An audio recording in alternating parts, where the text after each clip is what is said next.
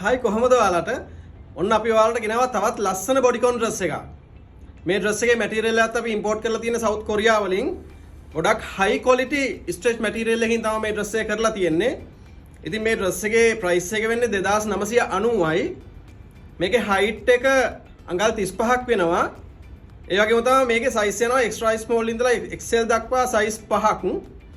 ඉතින් ඔයාලා ඕනම කෙනෙකුට මේ ඩ්‍රස් එක ඕඩර් කරන්න පුළුවන්.